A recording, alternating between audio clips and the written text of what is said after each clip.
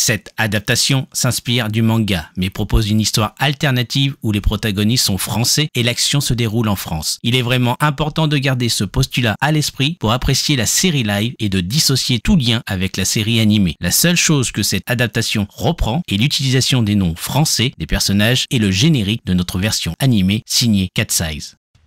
Salut les hunters et bienvenue sur la chaîne Mockery Times. Aujourd'hui, première vidéo review sur les épisodes de la série live Cat Size, notamment épisodes 1 et 2 diffusés le 11 novembre dernier. Ça dépend à quel moment vous regardez cette vidéo, mais je vous invite vraiment à regarder les épisodes de la série pour venir commenter. Si vous les avez pas vus, ça ne m'intéresse pas. Mais je me suis dit que pour faire ces reviews, je ne serai pas seul pour cette fois-ci. Je serai en duo. J'aurai un binôme. Veuillez accueillir Yota qui va m'accompagner tout au long de cette série review de la série live Cat Size. Comment vas-tu, Yota? Ça va bien, merci de m'accueillir dans ton émission pour parler de cette petite série qui a tout du canne. Présente-toi en quelques mots. Eh bien, je m'appelle donc Yota, je suis un podcasteur de Animé No Mélodie. Animé No Mélodie, c'est un podcast qui est consacré au soundtrack, aux musiques de fond des séries animées des années 80, 90, 2000, de séries japonaises bien entendu. Et on va démarrer donc cette première review avec l'épisode 1 et qui installe le décor, les personnages et les relations. Donc j'explique, ça débute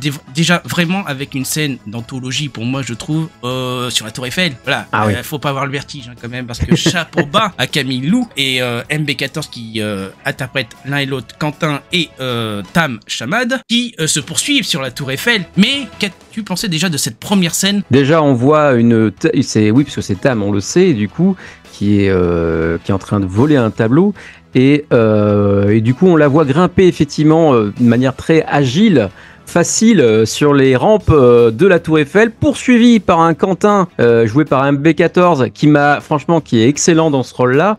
On dirait qu'il a pas envie de faire du mal aux gens. Il dit mademoiselle, redescendez, c'est dangereux. C'est même pas mademoiselle qui dit, il dit madame. Madame, descendez. C'est vrai, madame. On va quand même pas se tuer pour un tableau, qui dit ça. Non, oui, et bien sûr, il grimpe, il est étouffé parce que, c'est pas facile de grimper tous les escaliers de la Tour Eiffel.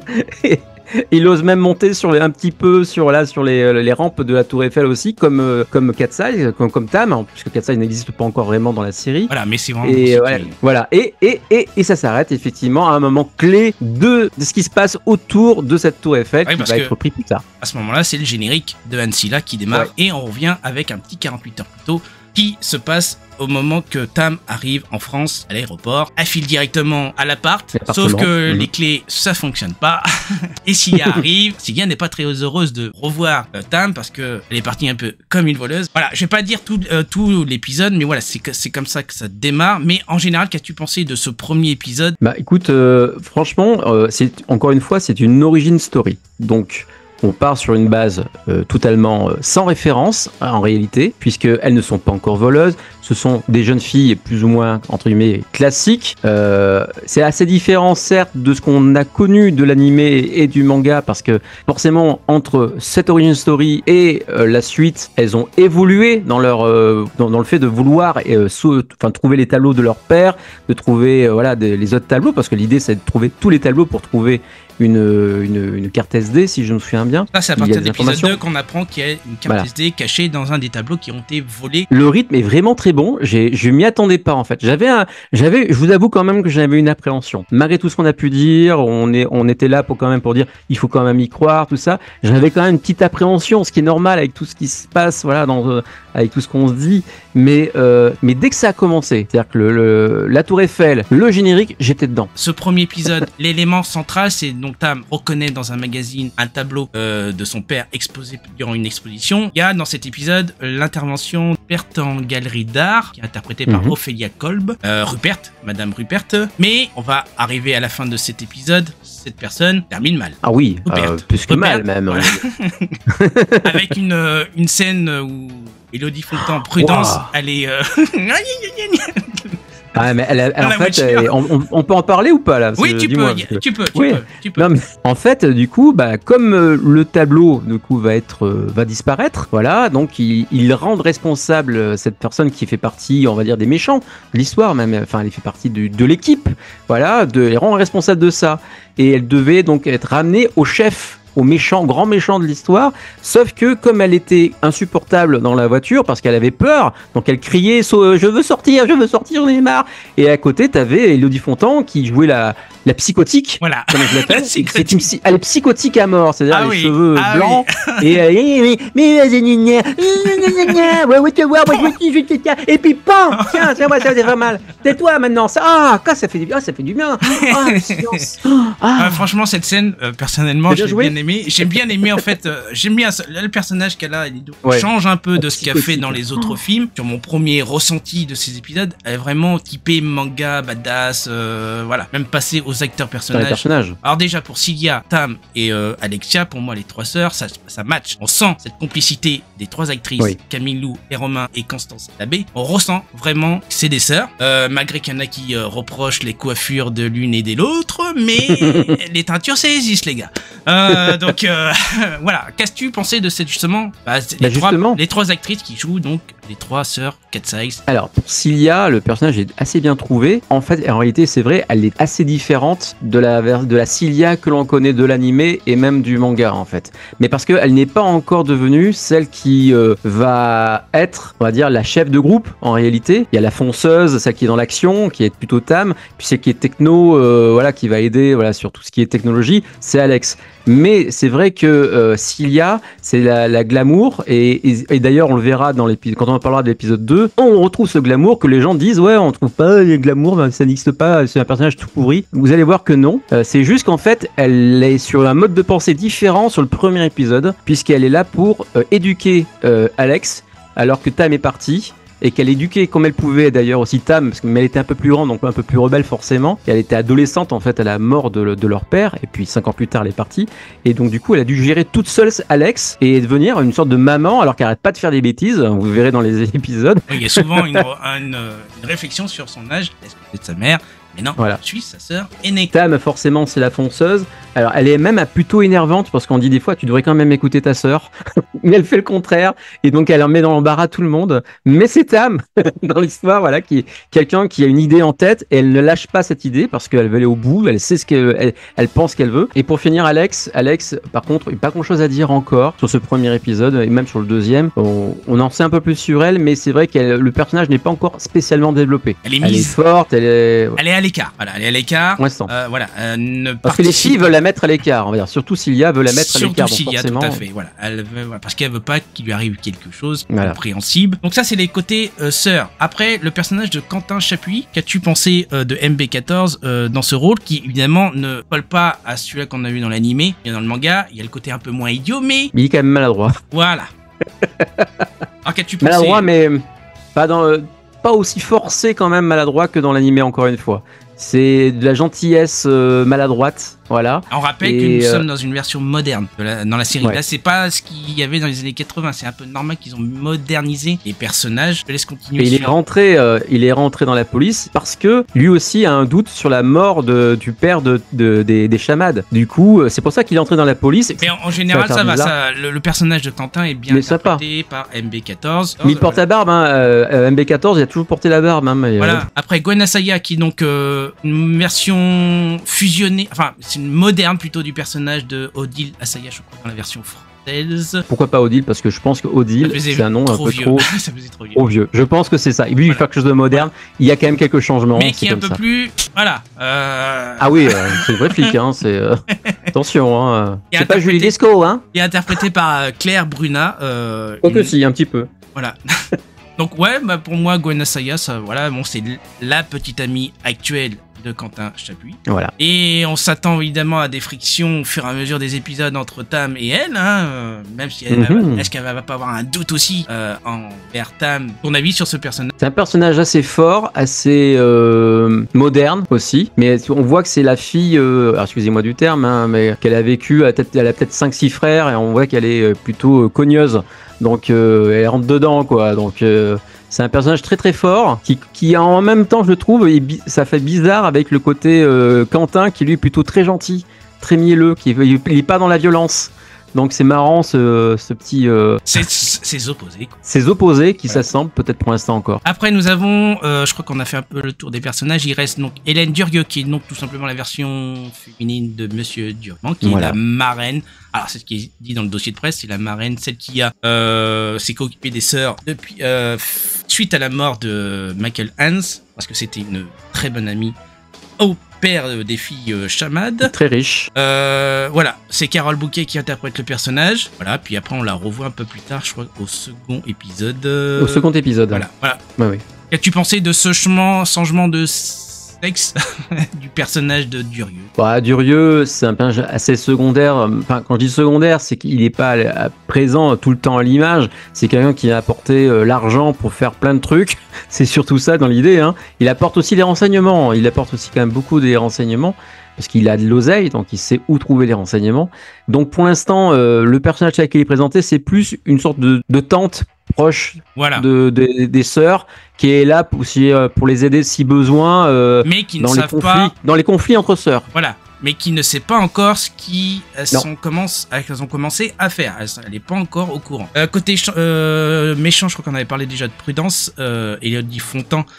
Oui. Très bien. Puis après, t'as Armand Chassagne qui est interprété par Gilbert Melki. Et tu pensais du personnage? Alors, Gilbert Melki, ce qui est marrant, c'est qu'au début, dans le premier épisode, tu sens un peu, bon, bah, ah merde, mais elle a tué.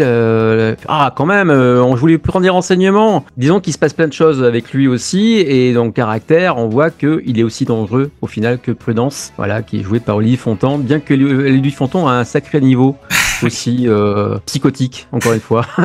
Pas si la version, enfin vous allez voir, c'est très fort parce que quand même il y a du sang, il y a du sang dans cette première épisode. Oui, mais on est loin de Julie Lescaut et Joséphine Angiria, comme mais justement, il y a une modernité que tu ressens et même là-dedans, on se dit tiens, on est plutôt dans une série américaine avec justement cette partie qui pourrait être très grand public pour une série policière américaine et au final t'as quand même des pampans et mais souvent tu vois pas quand même enfin si tu le vois de temps en temps, t'as du sang qui gicle sur le côté sans qu'on voit bien sûr la personne se les prendre dans la tête, mais tu vois que c'est sanglant et c'est pas souvent qu'on voit ça dans une fiction française, j'entends. Dernier personnage, un personnage qui va aussi faire jaser, c'est le changement de sexe, c'est le commissaire Bruno. Il est devenu, il est passé de l'homme à une femme. Bon. Voilà. Bon, après, apparition très anecdotique pour l'instant. C'est juste, tout à fait. Voilà, 2-3 phrases.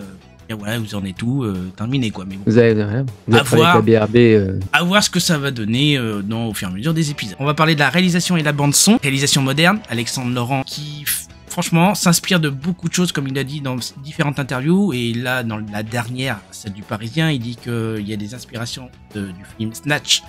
Réalisé par Guy Ritchie. Et toi, qu'as-tu pensé de cette réalisation, de ce premier épisode? Écoute, justement, les plans surprenants sur la partie où on sait ce qui se passe sur la Tour Eiffel, justement. Donc, quand on reprend le cours de l'histoire, peut-être un peu longue, certes, mais assez surprenante dans la mise en scène. C'est bien filmé, c'est bien léché, l'image est belle, la lumière est belle. C'est très important la lumière dans une série. Ou dans un film, dans une série, et la lumière est belle, et il y a encore une fois, il y a un cachet de modernité incroyable, et on n'a pas l'impression de regarder Master Crime dans les séries récentes de TF1, si vous voulez. Hein, voilà. Alors, je sais pas si les gens vont savoir de quoi tu parles, mais... Non, mais bon, c'est la série avec Muriel Robin qui joue le rôle d'une... pas d'une flic, mais d'une experte. Mais oui, la réalisation est moderne. On sent qu'il y a le budget, 25 millions. 25 millions. Je le rappelle quand même, pour tourner dans le plus beau endroit de Paris, il fallait au moins le budget bien shooté. Alors, la bande-son, des références années 80 dans cette bande-son. Toi qui es spécialisé dans la musique, qu'as-tu pensé des références qu'ils ont mis des années 80 ou d'autres musiques à des moments clés de la scène? Alors, je t'avoue, comme je l'ai regardé via mon mobile, j'avais pas non plus un son extraordinaire. Mais de ce que j'ai entendu sur le premier épisode et le deuxième épisode, on a une modernité, encore une fois, je suis désolé, je parle de modernité, mais c'est tout à fait ça partout sur cette série-là, quoi. Et là, on a une bande-son riche électronique, souvent, avec des basses assez présentes, la plupart du temps, quand elle marche dans la rue, il y a toujours une musique de fond quelque part qui traîne, pour mettre de la tension et de l'attention aussi du coup sur ce qui se passe à l'écran, et c'est d'une modernité assez fraîche. On voit ça encore une fois assez rarement. On sent encore une fois que cette série a été léchée par des gens qui avaient envie de faire cette série, de faire découvrir cette histoire. Et c'est beau à voir, quoi. Ça fait plaisir. Et donc ça, c'était côté bande-son. Puis on va aborder est-ce que tu as un moment marquant, une référence ou un easter egg que tu as relevé dans le premier épisode? On va passer à l'épisode 2. Le premier épisode... alors, oui, celui que j'ai le plus remarqué, c'est avec le chien. Voilà, effectivement. Tu veux en parler ou tu veux que c'est moi qui le dise? Est-ce que c'est un moment marquant qu'on aurait pu bien s'en passer ou... Vas-y, tu peux dire. Pour moi, je pense... Ouais, je peux tout dire. Alors, je vais dire la vérité. Je pense qu'ils auraient pu l'éviter.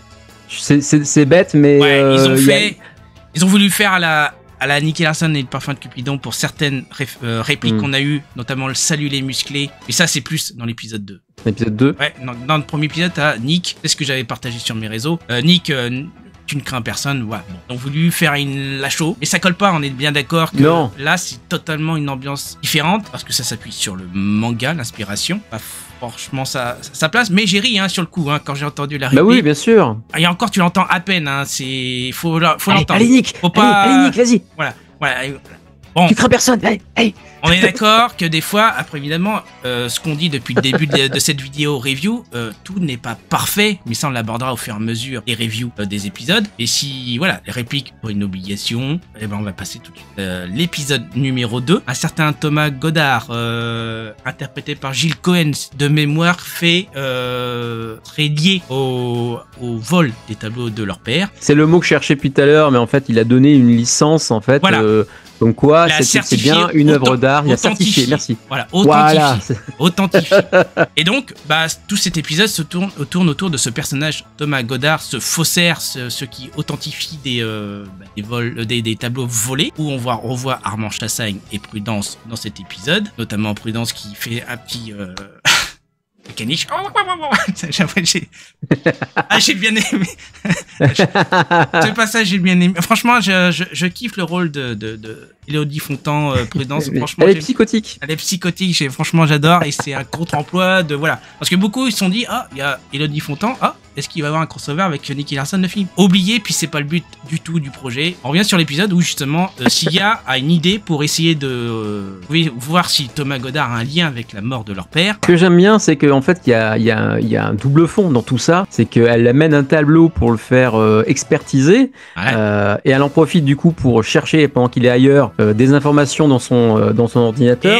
Mais en même temps, elle laisse le tableau qu'elle a pris dans un musée, dans son musée, parce qu'elle travaille dans un musée. Il faut rappeler que Sia travaille dans un musée. Elle travaille dans un musée, effectivement. Voilà, un tableau qui n'a pas encore été, on va dire, enregistré dans le musée, mais qui est connu. Voilà, et ça va jouer à la fin, on va parler tout à l'heure. Surtout, c'est que dans cet épisode, c'est qu'au moment qu'elle est chez l'expert, il y a Quentin qui arrive. Et oui. Elle est à deux doigts de se faire griller, puis t'as Tam qui appelle au même moment, mais qu'est-ce que tu fous? Alors évidemment, les dialogues sont très 2024, les gars. Et c'est dans cet épisode justement qu'on découvre quelque chose au sujet du personnage de Alexia. Oui, effectivement, quand ça, ça c'est sûr, ça va marquer. Faire gueuler.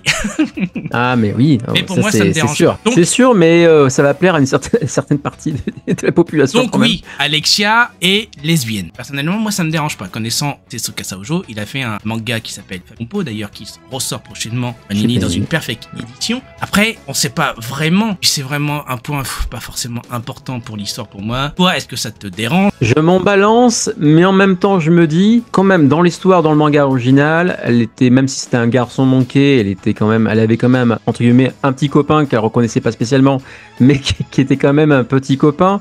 Et du coup, après, voilà, on est sur une histoire parallèle, alternative. Encore une fois, on le redit encore et encore une fois. Ça se passe en France, ça se passe en 2024. Il faut vraiment, voilà. Et pourquoi pas?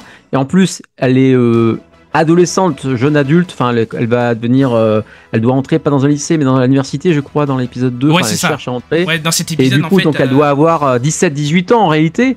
Voilà. Et je pense que peut-être aussi elle se cherche. On n'en sait rien parce que de toute façon, on n'en parle pas. C'est juste un fait sur l'instant. Juste à un moment donné, on voit Alexia avec sa copine. Bon. Voilà, mais c'est pas vraiment ce qui. C'est établi et personne n'en parle. Même les sœurs le voient, je pense, et ça ne les gêne pas. Voilà. Ça fait partie. Voilà. C'est aujourd'hui. on ne devrait pas d'ailleurs peut-être s'en moquer, enfin malgré tout. Pas de le relever parce que ça voudrait dire que bon, bref, on va pas. Voilà, parler, on va pas faire. Mais il y a plein de choses qui pourraient être dites là-dessus. Mais voilà, forcément, je me doute que ça va faire jaser, mais c'est un choix. Moi, c'est un choix qui ne me dérange pas. Après, peut-être que c'est pas le vôtre. N'hésitez pas à le dire dans les commentaires, mais en ayant des arguments et pas être insultant. Pas insultant. Moi, tout ce que je demande, en fait, c'est, j'oblige pas à regarder la série. C'est au moins d'en parler en connaissance de cause. En fait. Regarder les épisodes. C'est parce que moi, pour moi, une bande-annonce, oui, c'est ce qui donne envie de regarder. Et moi, j'essaie d'aller au-delà. Donc, pour moi, il faut regarder pour apporter des arguments. Parce que lire, comme je l'ai dit dans ma vidéo précédente, c'est naze, c'est de l'aube, c'est ci, ça, c'est Joséphine, c'est Julie Lescaut. Moi, c'est pas des arguments. Regardez, vous avez pas aimé, on en discute, il n'y a pas de souci. Vous avez aimé, on en discute aussi, il n'y a aucun problème. Moi, je n'oblige pas, c'est juste que prenez en compte que c'est un univers parallèle, c'est des personnages. Ça se passe en France, il y a des choix qui ont été faits, il y a des personnages qui ont même été fusionnés, ça a été dit dans le dossier de presse, tout a été fait en connaissance de cause. Je vous rassure, Ojo, on en parlait tout à l'heure, mais Ojo est au courant. Il y en a qui croient que ça s'était fait sans Ojo. Non, ça se fait plus. Surtout Ojo, maintenant, qui laisse pas couler sans on rappelle le fameux Nicky Larson. Voilà, par contre, personne gueule sur Nicky Larson, Jackie Chan. Ça me fait rire, ça. Il n'y a rien qui correspond à City Hunter, mais c'est le meilleur film. Enfin, bref. Mais tu sais pourquoi? Parce que c'est un film nostalgique de l'enfance de plein de gens. Quand c'est sorti en 91 ou 92 chez TF1 Vidéo en cassette. Et on va conclure cette vidéo. On va donner une note pour l'épisode 1 sur 5. Est-ce que tu en as une à donner? Alors, je peux pas donner 5 sur 5, ce serait quand même bah non. Mais je dirais 4 sur 5 parce que j'ai eu un vrai plaisir à voir cette version-là. Je m'attendais pas à ce que j'accroche aussi vite, en fait, à cette série-là. Donc, pour moi, 4 sur 5, c'est très très bien pour un premier épisode. Et épisode 2? Épisode 2, je voudrais lui mettre 4 aussi, tu vois, malgré tout. Parce qu'on développe les personnages. On est qu'au 2 premiers, donc forcément, c'est une suite logique du premier épisode et on développe plus les personnages. On les découvre plus humains qu'ils ne le sont. Enfin, voilà, quand c'est pas des personnages de BD uniquement, ils ont un caractère, ils ont du vécu et ça se sent dedans, quoi. C'est formidable. Donc pour moi aussi, c'est du 4 sur 5. Après, on verra pour les autres épisodes, peut-être que ce sera un peu moins bien. On va descendre un peu en note pour X raisons. Mais pour l'instant, pour moi, c'est un très bon départ. Donc chaque semaine, je vous proposerai sur la chaîne Mockery Times et Actu Oblige des reviews des épisodes de la série Live Cat's Eye. Vous inquiétez pas, il y a d'autres vidéos qui vont arriver. Si je kiffe, je le tout simplement. Et donc moi, ma note sur ces deux premiers épisodes, l'épisode 1, je t'en rejoins, 4 sur 5. Et l'épisode 2, pareil, 4 sur 5. Et on arrive au bout de cette vidéo review des 2 premiers épisodes de la série Live Cat's Eye. Je vous invite à commenter cette vidéo après avoir vu les épisodes évidemment, à liker, à la partager, à vous abonner et surtout d'activer la cloche pour être notifié des prochaines vidéos sur la chaîne Mockery Time. Bientôt les hunters.